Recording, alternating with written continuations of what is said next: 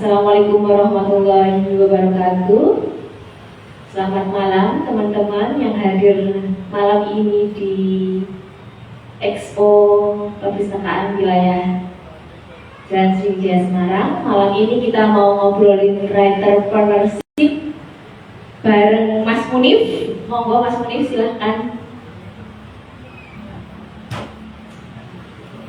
Jadi kalau yang kemarin kita ngobrolin tentang sosiopreneurship, kewirausahaan sosial, kali ini kita ngobrolin tentang writerpreneurship, bagaimana seorang writer atau author mengembangkan menulisnya itu menjadi sebuah kewirausahaan. Jadi kalau yang kita di Indonesia itu, aku tahu Mbak Dewi Lestari, ini dulu pas awal-awal sebelum dia ikut Bentang itu dia bikin 2D namanya, jadi kayak ini publishing. Tapi dia akhirnya nyerah karena kalau bikin ini publishing emang harus all out gitu kan, dari hulu ke hilir ya, yang seperti kemarin Mbak Bayi cerita itu dia akhirnya nyerah. Nah tapi di lain pihak itu kita kenal adanya namanya Terelie, ya kan, sama ini ikut Gramedia. Tapi akhirnya dia bikin namanya Sahabat Grip. Dia istilahnya handle sendiri untuk penerbitannya itu, tapi cetaknya tetap di Gramedia. Jadi ada banyak banget model writerpreneurship yang kita lihat di Indonesia ya, lain itu ya, bahwa mereka selain nulis tapi juga menerbitkan. Kemudian ada streaming lain ya, income itu dari jadi narasumber, dari berbicara, bikin kursus kayak Mbak Lera Hudori, dia bareng Temo di kelas penulisan. Kemudian yang kita tahu ada Raditya Dika, bahkan juga bikin film ya, dan ada banyak banget. Nah itu beberapa contoh yang aku tahu sih. Nah aku yang tertarik sekarang itu adalah bahwa yang kamu pegang si Patah Press itu kemarin Pak Pramudia Anandatur itu kan seorang penulis legend di Indonesia. Jadi ternyata meskipun beliau sudah nggak ada baru tahu aku kemarin itu dari kamu bahwa keponakan dan keluarganya istilahnya ya mengembangkan dari autornya Pak Pram dan keluarga menjadi isinya writerpreneurship. Kamu boleh cerita nih tentang itu? Oke, berarti memang betulnya tulisan itu pada dasarnya selain kemudian dia berfungsi sebagai untuk kepentingan umum atau kepentingan sosial, pendidikan, literasi dan sebagainya, tapi juga dia bisa membawa satu peluang komersil, peluang pemasukan yang bisa digunakan. Kalau kemudian Pak Sus dan Pak Taba ini kemudian sebetulnya juga misinya sama dengan beberapa penulis yang kemudian mengalih atau mengambil satu yang lebih besar dari sekedar menulis seperti besarnya Pak Sus dan Pak Salah yang tulisan-tulisannya itu dikumpulkan oleh Pak Tabas, sebetulnya juga mengupayakan itu, bagaimana penulisan ini tetap bisa memberikan pendapatan untuk kebutuhan seharian, sehingga dipikirkan Mas Bene akhirnya membuat satu pataban itu bukan lain juga untuk mengupayakan tulisan ini tetap ada dan tetap dibaca oleh publik, dan di sisi lain juga menjadi satu pemasukan atau pendapatan, pun sama dengan beberapa penulis legend yang lain ya, keluarganya kemudian atau dia sendiri yang kemudian mengkapitalisasi atau memanfaatkan itu sebagai satu sumber penghasilan. Nah kalau kayak punya Mas Pak Pram itu kan otomatis karena dia udah punya nama besar, nggak harus branding kan. Nah buat kita yang mungkin juga menjadi writerpreneurship, kayaknya branding itu jadi salah satu PR besar banget. Menurutmu kayak gimana harusnya kita supaya bisa punya branding, walaupun tadi bukan siapa-siapa? Yang jelas dia memang harus, tulisan itu kan laris atau tidak terkadang juga berdasarkan seberapa berkualitas tulisan itu. Sebetulnya rumusnya sederhana. Kalau ngomong beberapa penulis itu, yang penting tulisan itu kemudian berguna. Terlebih dia melengkapi banyak penelitian yang masih banyak yang kosong dan berbeda. Kamu bagian dari melengkapi itu. Pertama soal kualitas, dan kemudian soal branding. Kalau kita dipercaya atau tidak sebagai penulis itu soal proses yang akan panjang juga. Tapi ada beberapa kejadian menarik, kayak misal Mas Firdika itu penulis, dia sekarang juga misi di koran dan sebagainya, yang menulis Mutiara Gus Dur itu kan nama yang sangat asing kita dengar, tapi kemudian sangat melonjak tinggi karena buku yang dia buat, buku yang ternyata membuka tabir rahasia itu juga jadi faktor kenapa kemudian buku itu bisa langsung sebesar itu. Nah terakhir misal akhir-akhir ini sebelum pemilu soal buku kronik penculikan aktivis punya Mutiara Medalian itu juga gila, maksudnya ketika aku ngobrol juga ya pertama karena emang buku ini akhirnya penting menemukan momennya yang tepat dengan sebagainya yang sehingga membuat buku itu sangat dikonsumsi. Bayangkan dalam seminggu ada beberapa kita itu diskusi tanggal 8 masih bulan Februari ini yang dia misi di UNES, diskusi sama teman-teman. Aku tanya udah berapa eksemplar yang tercetak, 5.000 dalam waktu sekian, lebih dari seminggu dua atau tapi cuma ada 3 minggu itu sudah sampai 5.000.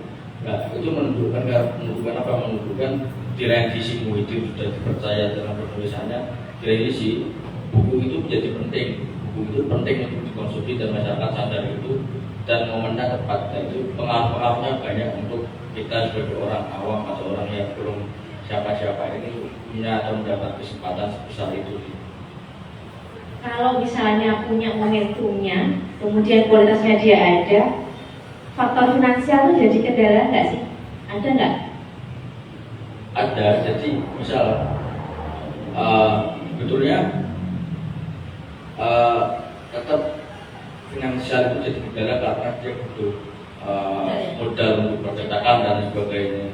Itu memang. Tapi kan sebetulnya kalau misal kita atau saya punya tulisan yang bagus dan memang penting, ketika ketemu penerbit yang siap, tak rasa juga menjadi jalan. Sebetulnya penerbit yang besar yang kemudian mau menerbitkan pada akhirnya juga akan melihat bahwa buku ini penting atau tidak, buku ini berkualitas atau tidak. Soal kita punya modal selama buku kita berkualitas, yaitu langsung jadi yang paling besar. Artinya berarti kuncinya adalah kualitas, ya, kapasitas dan momentum. Nah, yang aku kemarin sempat dengar itu ada juga yang merasa ada satu buku yang mungkin viral, tetapi sebenarnya kualitasnya nggak begitu berkualitas banget, tapi dia ada unsur penerbit itu ngeviralin dan bikin kemasannya tuh kayak emang ada istilahnya tipping point-nya gitu kan, sehingga untuk beberapa kalangan tulisan itu nggak tulisan apa nggak sih? Tulisan juga benar nggak? Dengar ya? Menurutmu ya? Itu aku belum baca, tapi sebetulnya fenomena seperti itu sebenarnya itu udah di luar soal dunia penulisan, itu murni marketing yang bekerja. Jadi saya kira apapun bukunya, kalau kemudian covernya menarik dan disajikan dan dikerjakan dengan marketing yang oke, ya jangan juga jadi barang oke. Misal aku nulis ini apa aja kan, walaupun gak berkualitas, tapi kemudian aku meminta buku itu kemudian dipromosikan oleh orang-orang penting kan, ya akan jadi buku menarik perhatian. Kalau itu sudah di wilayah murni marketing gitu. Tapi sah aja ya? Sah aja sebetulnya, karena yang mungkin dalam promosinya tidak mengandung unsur bohong, nipu dan sebagainya. Soal marketing tak kira bebas aja sih. Tapi sambil jalan mungkin kualitas bisa di. Ya, jadi sambil jalan walaupun dia pada akhirnya ya akan terasa kemampuan menulis itu. Nah, ngomongin entrepreneurship, ada satu nama yang gede banget dan orang-orang melihat bahwa karena look-nya dia terlalu sering mengeluarkan buku setiap bulan hampir, ya pokoknya dia sering banget ngeluarin buku, orang jadi curiga dia sebenarnya ada ghostwriter gitu. Pernah dengar tentang itu nggak? Ya termasuk yang sempat ramai di Twitter kan dari itu Ya, termasuk. ya. Ya akhirnya banyak, tapi akhirnya ternyata banyak pembacanya yang kecewa dengan ghostwriter dan sebagainya itu karena ternyata memang di situ kemudian aku sadar bahwa dunia buku, dunia literasi itu nggak bebas nilai kan. Maksudnya penulisnya juga punya tanggung jawab dan punya tanggung jawab moral soal karya-karyanya. Ada ghostwriter tapi ditulis dan sebagainya, itu kemudian membuat pembaca kecewa dan akhirnya membaca punya perspektif lain kan soal bagaimana sikap Kireli dan tulisan dan itu mempengaruhi. Jadi meskipun referensi judulnya tetap harus etis ya? Iya. Dan sebetulnya terkadang banyak penulis yang misalnya tadi finansialnya masih rendah, modalnya belum ada. Kalau dunia buku memang peluangnya kecil untuk penulis itu bisa sustain paling enggak, karena ya penulis hanya dapat 10% dan sebagainya, itu sangat kecil. Untuk keluarga 50.000 dia dapat komisi 5.000. Bapak kemarin cerita misal ya 10% jual 50 kita dapat 5.000 buku, sedangkan satu lembar aja terkadang kita habis rokok 3 batang itu kan. Nah itu sebetulnya itu yang kemudian membuat dunia buku ini agaknya sulit untuk kemudian bisa menjadikan penulis-penulis awal. Nah sebetulnya ada banyak cara atau strategi yang bisa dikerjakan tetap dalam dunia writer planner, yaitu menggarap penelitian, kemudian itu sebetulnya angkanya lumayan untuk sembari mengasah kemampuan menulis. Ini juga dunia penulisan itu akhirnya bisa membuat mereka itu begitu. Bisa kayak Putut itu dia ngomong bahwa satu hal yang meyakinkan dia pada akhirnya dia akan hidup dari dunia penulis karena dia melihat ada uang di dalam dunia penulisan, yaitu apa? Ya penelitian. Jadi sangat luas. Writer planner itu kemudian tidak hanya buku itu, tapi kajian-kajian penulisan, jurnal, dan itu betul ada dana-dana yang juga bisa membuat teman-teman ini dapat penghasilan. Harus dijajal ya. Iya.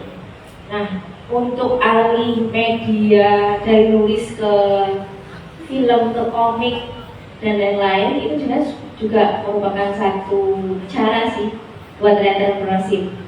Nah, tapi yang terjadi kadang-kadang, mungkin kamu pernah dengar juga, ada namanya hak cipta yang kadang-kadang dilanggar juga. Jadi orang tuh ngambil ide mungkin dari tulisan yang pernah ada, tapi dia tidak mention si penulisnya asli. Jadi kalau salah satu hambatan yang menurutku ya di Indonesia itu antara lain tentang hak cipta, terus kemudian pembajakan dan ya sekitar regulasi di sekitar itu.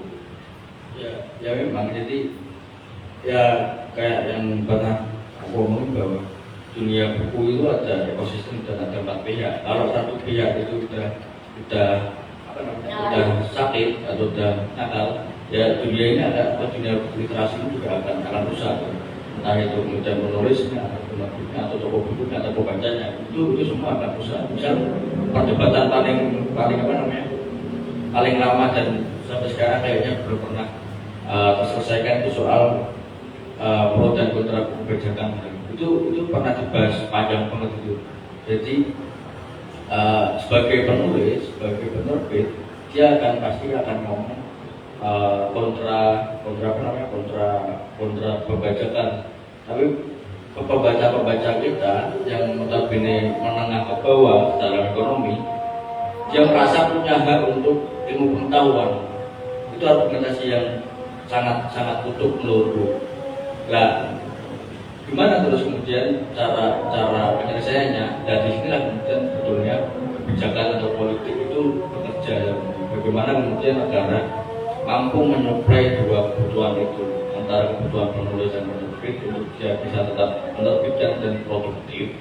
Dan ini juga ada pembaca-pembaca yang dia tetap tercukupi ilmu pengetahuan atau wawasannya. Ya kalau kita bisa punya, kalau presiden bisa berencana makan siang gratis, kenapa presiden nggak bisa berencana buku gratis? Nah itu nggak kayak gitu, itu sebenarnya kan yang harus dipikirkan bagaimana negara ternyata belum hadir dalam dunia literasi khusus ekosistem perbukuan ini ya. Jadi misal kayak aku beberapa teman datang ya ngelihat beberapa buku yang harganya agak tinggi, mungkin dia ngomong akhirnya yang bisa aku kerjakan adalah nggak jadi beli mas, tak cari PDF. Kamu jangan cari PDF, tak jamin bukunya. Nah itu sebetulnya kemudian gimana butuh duduk bersama antara produsen dan konsumen ini untuk menjaga ekosistem ini. Caranya gimana?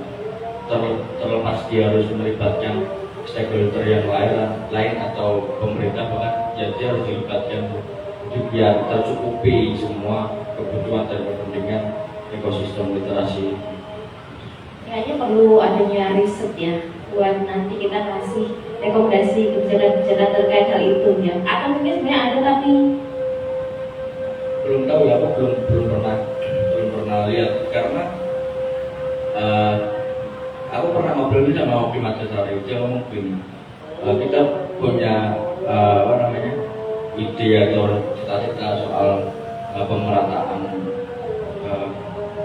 literasi atau tapi kita nggak lihat bahwa orang bisa beli buku itu beruntung banget. Banyak anak-anak kecil ya, orang tuanya untuk beli makan aja tidak kesulitan. Artinya apa? Artinya ini sebetulnya masalah struktural yang harus dilibatkan negara itu untuk memenuhi dua kebutuhan itu. Karena di lain sisi kalau buku itu juga nggak laku dibaca, dan itu kan juga kasihan penulis juga, sebenarnya dia nggak punya waktu atau energinya terkuras untuk pekerjaan yang lebih menguntungkan yang lain yang dengan penulisan tidak dihargai dan diapresiasi.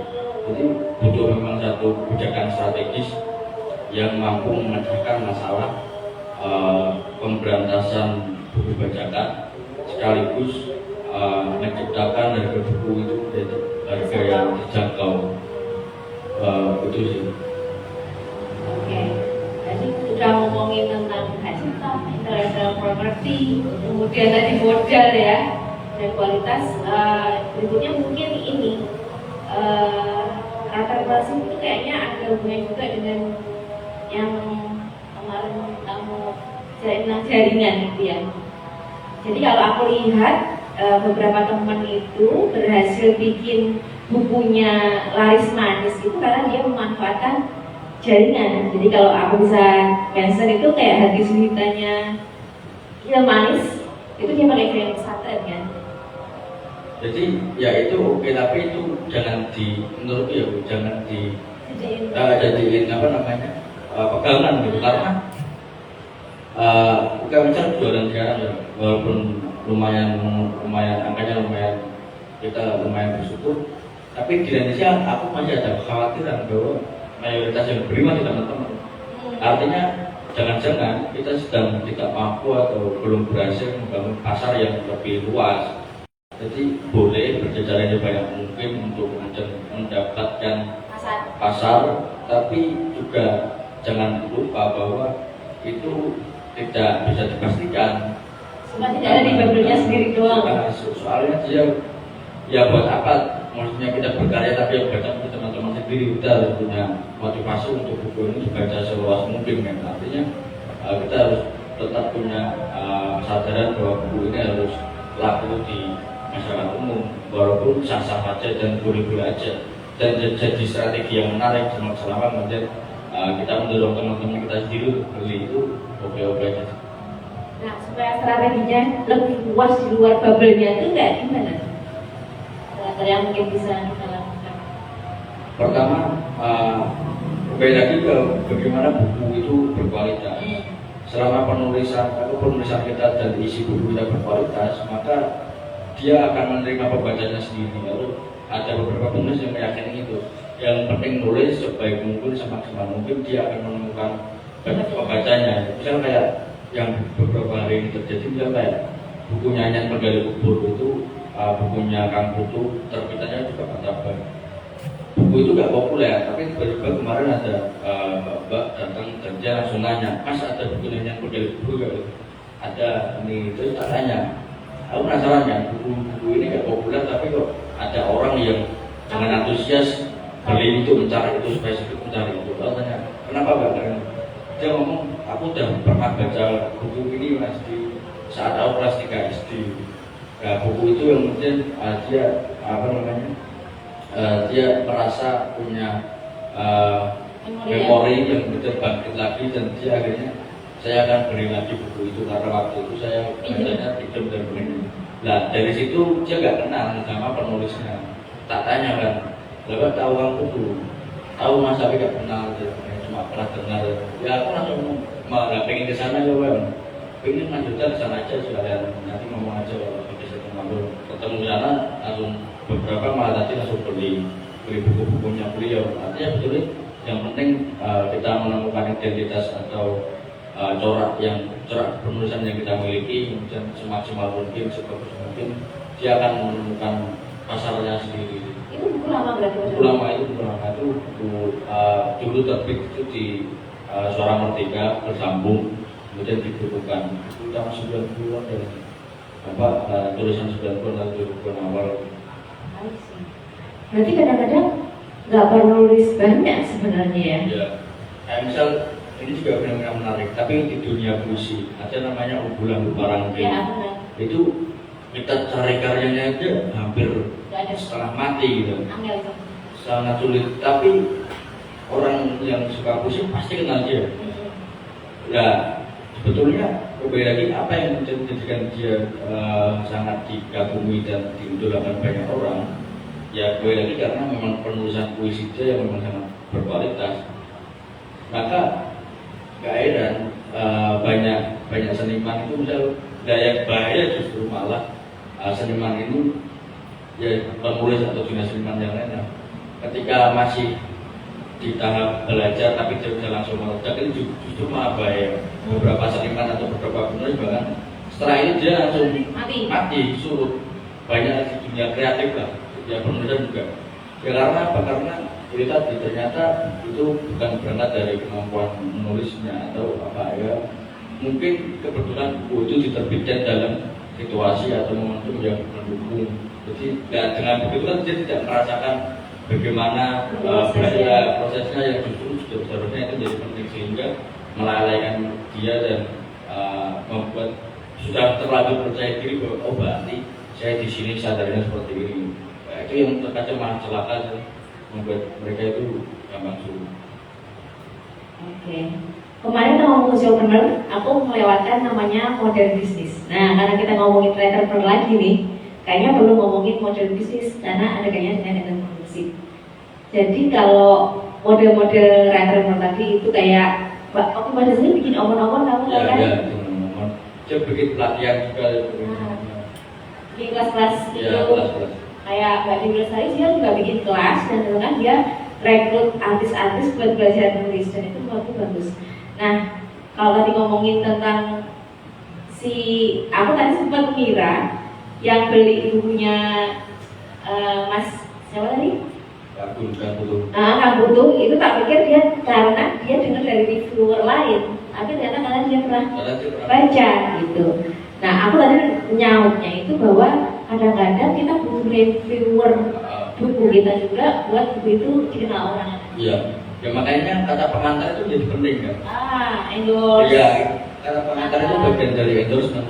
Jadi beberapa tulisan kita kemudian kita mintakan kata pengantar atau misal kalau yang sederhana penerbitnya juga endorsement. Jadi misal aku nih belum pernah nulis buku, punya satu buku. Instingku pasti akan mencari penerbit bukan penerbit yang mau, tapi penerbit yang gede. Walaupun dia harus bayar besar dan sebagainya, penerbit gede. Itu sebetulnya juga salah satu strategi endorsement. Nah, kalau kemudian itu sah-sah saja dan itu oke aja selama kemudian dia berproses dan memperbaiki dunia penulisannya. Ketika sampai di titik ketika namanya sudah besar, penerbit besar sudah rebutan buat menerbitkan buku yang saya kira itu. Oke. Nah, ke masa sekarang ya, sejak adanya COVID itu aku lihat ada beberapa bentuk media lain untuk tulis di platform digital gitu. Menurutmu untuk entrepreneurship ini gitu ya, gimana sih kedepannya nanti? Ya dia akan yang namanya penulisan dia tidak akan pernah habis gitu. Walaupun misal konsumsi buku sekarang ada yang ngomong menurun dan sebagainya, tapi kemampuan menulis itu kan masih dipakai di YouTube, di podcast juga dia kan butuh penulis semua. Artinya ya misalnya kayak koran kan, dulu yang paling keras koran, paling laku koran yang sekarang udah ada dunia digital, ya korannya sepi, tapi penulisnya kan masih nulis di digital. Kemudian buku, ya itu ya, dia wahana ini atau media ini memang dia akan berganti, tapi kebutuhan penulis itu dia tidak sampai sekarang belum pernah terganti. Nah, yang sekarang justru jadi yang menarik adalah atau bahkan jadi tantangan ya sebetulnya ChatGPT itu jadi tantangan bagaimana kemudian publik atau masyarakat cuma tinggal ketik beberapa kata kunci udah bisa dapat satu artikel yang namanya karya ChatGPT. Sebetulnya tantangannya di situ, tapi tinggal bagaimana penulis-penulis ini mampu beradaptasi atau berinovasi melalui kemajuan digital itu. Misal kayak Martin Suryajaya dia memainkan ChatGPT itu. Jadi Martin Suryajaya buat kumpulan puisi itu dia menggunakan ChatGPT, tapi dia kerjakan. Sebetulnya artinya sebaya ChatGPT pun ternyata penulis masih tetap bisa survive, akan memainkan itu jadi ornamen dalam dunia penulisannya. Jadi saya kira dunia penulisan nggak akan lekang oleh waktu. Ya nggak apa-apa ya. Ya nggak apa-apa. Tinggal kemudian penulis ini open dan terbuka dengan kemajuan teknologi itu sendiri dan kemajuan. Dan mention kalau dia pakai ChatGPT. Kalau nggak mention, ya itu yang terkadang jadi soal kan di dalam dunia kreatif yang kolot sebenarnya orang-orang yang masih tetap dalam pilihan jalannya, tapi itu tidak menjadi masalah selama kemudian dia konsekuen dengan pilihan yang dia ambil. Nah ini terakhir, jadi kalau misalnya seorang author atau writer itu dia juga gerak di entrepreneur, otomatis kan dia ada waktu dan energi terbagi tuh, ya kan? Berarti ngaruh bakalan ke energinya dan kualitas tulisannya, keseimbangan antara gimana dia mengatur waktu dan energi itu buat kapan dia menulis, kapan dia jualan, itu kayaknya jadi tantangan sih buat writer. Iya, jadi memang ya pada akhirnya banyak penulis itu dia punya jadwal. Jadi misal dia tidur bangun jam 7 misalnya. Jam 7 sampai jam 10 adalah jam dimana dia tenang nggak ngapa-ngapain. Dari jam 10 sampai jam 3 adalah jam dimana dia nulis. Jam 3 sampai jam 5 atau jam berapa saat dia kemudian mikirin bisnisnya. Itu banyak penulis yang seperti itu. Tapi tinggal, itu tapi memang perlu dilatih. Muhyiddin juga ngomong, aku bagi waktu jam sekian sampai jam sekian saya nggak bisa diganggu. Jam sekian waktunya saya berrekreasi, jam sekian istirahat. Nah itu sebetulnya kedisiplinan itu yang harus dibangun di dalam dunia entrepreneur itu apa yang fokus. Berarti kalau udah kebiasaan dia bisa loncat-loncat gitu ya. Jadi kalau udah biasa dia akan multitasking kan, jadi dia bisa mengerjakan beberapa hal dalam satu hari itu. Makanya kalau aku dengar dari Mbak Dewi Lestari itu, dia kalau udah mulai nulis itu ya dia harus ada di goa. Kalau dia udah mulai talk show dan lain-lain, geling itu dia udah nggak bisa nulis lagi karena emang kayak kerja otaknya tuh beda. Bisa nggak kemarin Muhyiddin di Semarang itu aku nemenin itu jam 9 sampai jam 4 dia fokus di depan laptop mengerjakan tulisan. Aku tanya, Wisnu nggak pengen jalan-jalan dulu istirahat? Enggak, sudah biasa. 3 hari saja juga betah dalam depan laptop. Ya berarti memang ya butuh kebiasaan, walaupun misal untuk awal-awal orang-orang awam mungkin berat untuk mendisiplinkan diri, tapi selama udah terlatih saya kira itu ringan sih. terakhir lagi dikit. Mungkin nggak ketika walaupun kita udah tahu ada contoh babai ya, ketika dia udah pernah terjun buat entrepreneurship, terus akhirnya dia memutuskan, udah aku stop dulunya, nggak mau lagi, aku mau untuk proses kreatif terusnya doang gitu ya. Titik di titik manakah kita mesti ambil posisi nih? Apakah di author doang atau tetap berusaha jadi entrepreneur? Itu kira-kira seperti apa? Walaupun mungkin aku pernah dengar dari siapa gitu.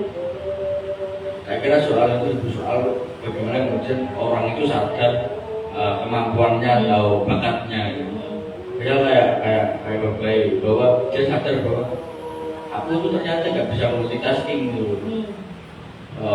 Kalau ini tetap jalani, dia akan pekerjaan dulunya akan nggak berarti dia setengah-setengah gitu. Dia akan setengah-setengah dan nggak bisa optimal. Kalau aku fokus di entrepreneurnya, itu bukan bakat, karena bakat itu di kreatif. Dan menimbang itu, dia analisis dirinya sendiri, menginternalisasi dirinya bahwa sebetulnya bakat saya di mana dan apa yang boleh saya kerjakan, kelemahannya apa. Saya kira itu nanti murni soal bagaimana kita menilai kemampuan kita dan memilih optimalisasi kita. Oke, makasih banyak Munif buat sharing-sharingnya hari ini. Semoga obrolan kita hari ini bisa memancing teman-teman buat juga nanti misalnya kepikiran untuk entrepreneurship atau kasih insight tadi terkait dengan rekomendasi kebijakan dan riset-riset terkait. Nanti bisa kita sambung obrolan di kesempatan lain. Terima kasih. Assalamualaikum warahmatullahi wabarakatuh.